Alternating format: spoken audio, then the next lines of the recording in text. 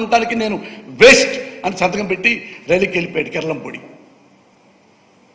అతనయ్యా, అతను లీడర్ అంటే డబ్బులు బాగొట్టుకున్నాడు.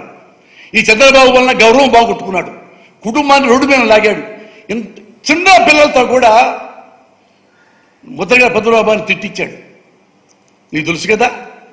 ఒక్కసారన్నా ముద్రగడ పద్మనాభం ఇంటూ ఆడపడుచుల్ని చేపట్టి నెడతారా పోలీసులు? నెట్టిస్తాడా చంద్రబాబు నాయుడు? కబడ్దార్ అని ఒకసారి అన్నావా? ఒక్కసారి నా పెళ్ళామంటారు, నన్ను గుచ్చుతున్నారు, నన్ను పుచ్చుతున్నారు, ఈ కోపులు తప్ప డెడికేషన్ లేదా? నిజంగా ఇప్పుడు కాపుల ఓట్లు నీకు ఎందుకు వేయాలి? ఎప్పుడు నువ్వు కాపుల్ని ప్రేమించావు? అసలు ఎప్పుడు ప్రేమించావు చెప్పు కాపుల్ని? నాకు తెలుసు, రంగయ్య గారి శిష్యుణ్ణి 81 నుండి ఇదే విజయవాడ. ఇక్కడ నా రంగయ్య గారు మొత్తం తిప్పాడు. యూనివర్సిటీలో జనరల్ సెక్రటరీ గెలిచారని చెప్పేసి స్టూడెంట్స్ యూనియన్ లీడర్గా మొత్తం ఇక్కడే తిప్పి ఇదే మనోరమ హోటల్లో నాకు అన్నం పెట్టి పంపించేవాడు.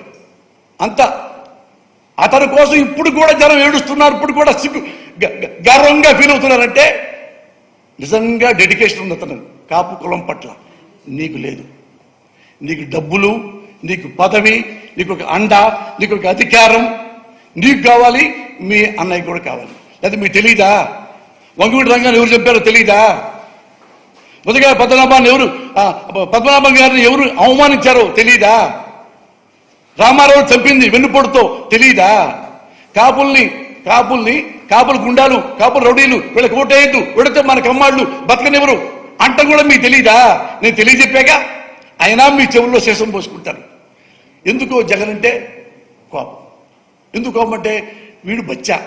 సేమ్ చంద్రబాబు అదే ఇల్లు కూడా అంటే మనం పెద్ద పెద్ద హీరోస్ కదరా, వీడే హీరో కూడా కాదు.